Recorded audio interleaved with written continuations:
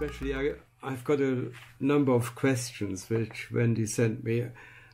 I went through it. I'm not sure I can answer them all.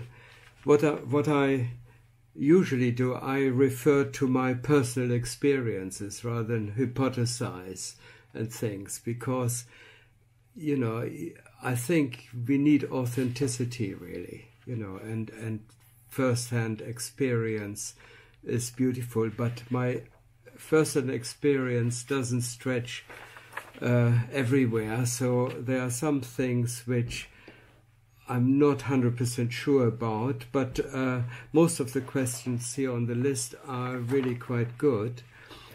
And yeah, the first one Wendy sent me was, can we learn anything about healing the physical body from out-of-body experiences? I have limited experiences, but one which I remember very clearly: when we moved house, I strained myself lifting heavy furniture, and it was very painful. In my lower abdomen I had like a strain, and it was so painful that I had to take painkillers, and the next morning I had an out-of-body experience. And it was one of those rare experiences where I saw my body sitting in meditation, and I stood in front of my body and I could see there was a dark spot in my lower abdomen on the right-hand side. And as I looked, there were lots of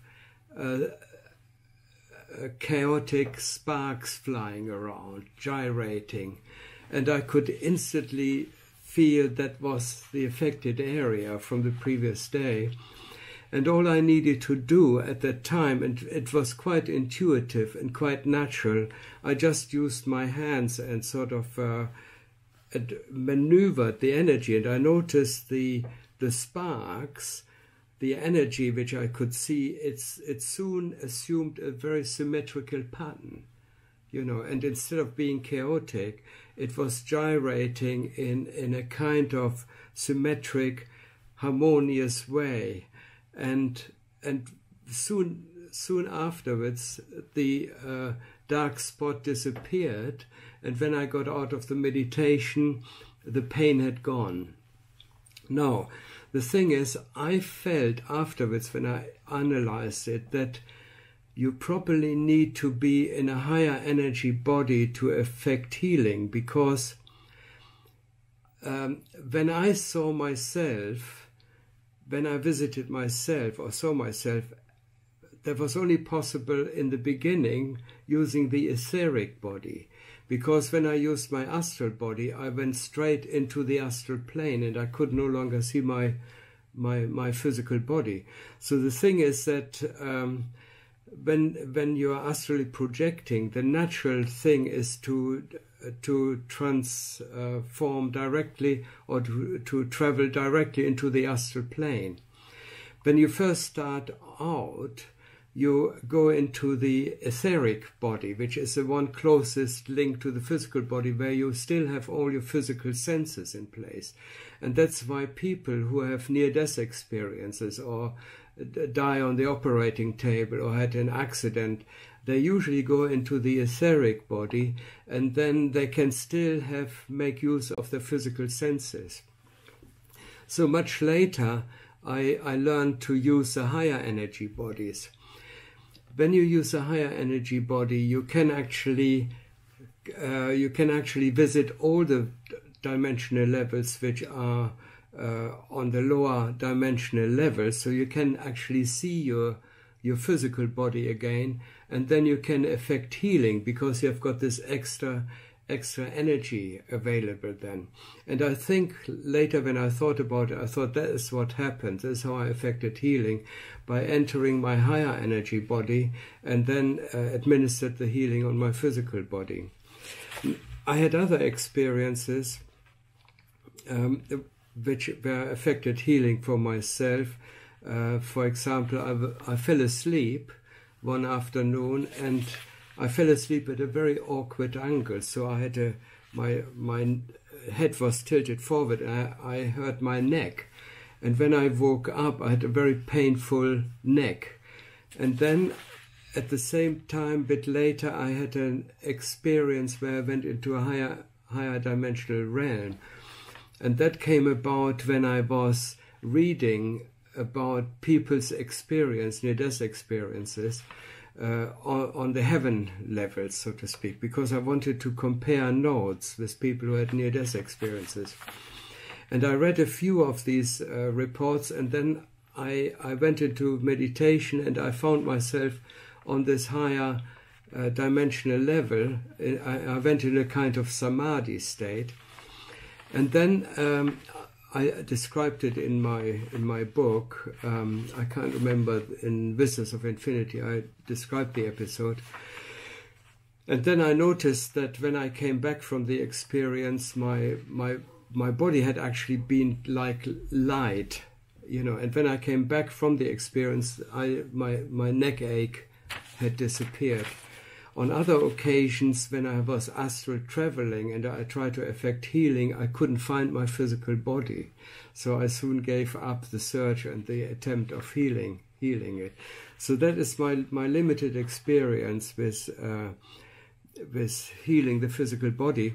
I guess that people who are shamans or healers, natural healer, they're very likely to make use of the higher energy bodies in order to bring this energy to bear on the physical body. So that's my idea about it. Okay, now the next question. This is quite good. Where can we get the most accurate information about what happens when we die? Now, obviously, I'm a bit biased, but I've over the years I met some really fantastic.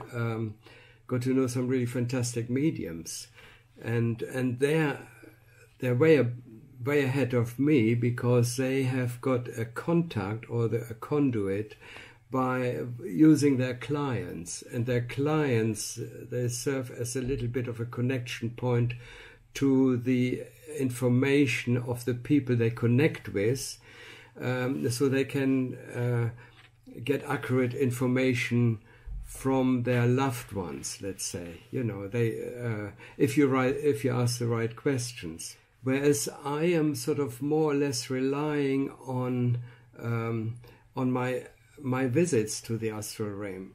Of course, that has a tremendous advantage, because I don't rely on an intermediate to find out what it is like. I have direct experience. I actually am surrounded by the afterlife world. When I meet my relatives, my mother in particular, I was able to hug her, and she related all the information I needed to know almost telepathically. And a lot of what I experienced, of course, everything has come out of my visits to the astral level. So I would say astral travelers have probably got a little bit of an advantage, because they have got a total immersive first-hand experience. And recently there was a post on Facebook where somebody mentioned that he was told by a medium who was quite authentic and quite accurate and viridial, that there is no touch, you can't feel anything. And I was very curious when I heard that, when I read that. I thought that can't be right, because I had loads of experience where I felt my mother, and very often when I meet my mother, who died in 1997, the first thing we do, we have an incredible hug. And very often that is the first thing where I recognize her, because sometimes she doesn't always appear in the way I have known her, when she was still alive. But it's this signature of the hug, of the intensive connection, basically on soul level, which gives her away, and I recognize her. Now, this brings us to the fact of what is the astral level, what does it look like, what does it feel like, First of all, I have to say categorically, everything we can experience here, we can also experience on the astral level. So that that is just the way it is. And it's not just I who have experienced it. I have had contact with a lot of astral travelers over the years, personal contact with William Buhlmann, with Robert Wagner, and a few other people I met through workshops, and a lot of people through the internet, through forums. And I've got a personal friend who has more astral experience or higher consciousness experiences than I ever had. And I very often sort of exchange notes with him, but he doesn't speak about it. He keeps it totally to himself. He doesn't want to be known for it. He just has a normal, quite a modest job working with in social services. But so I know when I say that you can feel that everything we can experience here, we can also experience on the astral level. Now, if the best way to describe it, what does the astral world look like? What does our afterlife world look like? What does it feel like?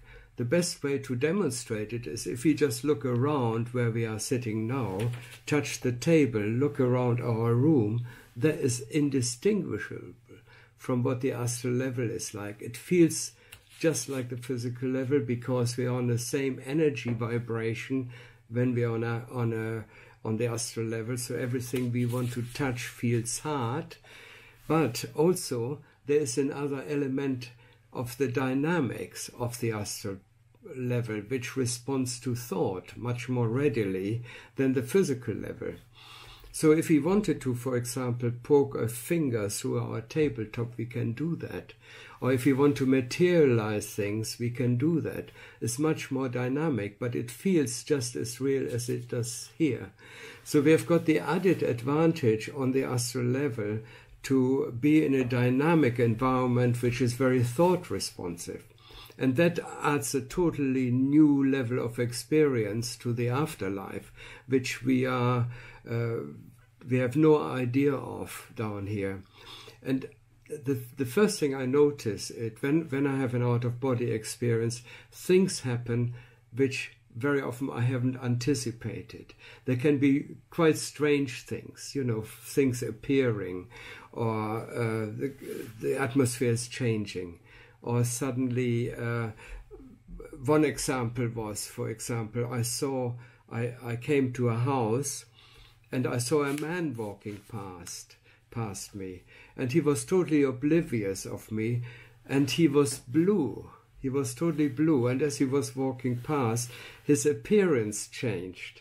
And the moment he saw me, he looked around, he was more like a normal person again, and he was shocked by the fact that I was there, I could see him. And the way I explained it to myself was that he was lost in thought, okay, and the thought affected his appearance. And that is a very interesting thing, because we have this experience here on the physical level. For example, if somebody is very angry or they're very depressed, when we look at them, they often look older, and they look slightly sort of, slightly older, a bit worn and things. But as soon as they laugh and are joyful, their appearance changes. They look younger, they look fresher and things like that. Now that it happens on the physical level, but on the astral level, that happens to a much more intensive degree. And not only that, but also their emotions have an effect on the environment. For example, in my book, Vistas of Infinity, I described a woman I visited who lived in a beautiful house along the sea, and she invited me in, and I talked to her, and we talked about her life. And it turned out that she had a really hard life when she was still alive, and she mentioned to me that she was betrayed by her boyfriend. She was let down. Not only did her betray her, but he also ripped her off of her life saving, and she still felt this sort of anger about him. And as soon as she started talking about him, I could feel her appearance change, and the flowers in her room, they all died. And then when she became angry, they sprung back into life, but they were all black and red. But their environment was reflecting her feelings. And I was quite sort of taken aback by it, you know. So I then sort of tried to calm her down, sort of giving her positive energy. And then as soon as she sort of calmed down, her room came back into this normal state, you know. And that is something we need to be aware of, and we have to get used to it, because the astral level is a very dynamic plane. Now, I haven't heard a lot of that from mediums, and the reason, I think, is because they're so focused on the actual person they want to connect with, that there is almost very little space for exploring the actual environment. Whereas astral travelers, and I've talked to astral travelers about these phenomena, and they have confirmed that these sort of things take place. And if you read my books, there's a lot of mention of these phenomena that take place in these levels, which are absolutely fantastic. So that's one thing which is really, really interesting, and is also very, very beautiful and worth exploring. And that's why once I started finding my feet on the astral level and focusing on the plane, I could investigate even in more detail what was taking place. And there were lots of experiences where I was witnessing the dynamic nature of the afterlife state, you know. So I mean, there's more to it in my books, of course.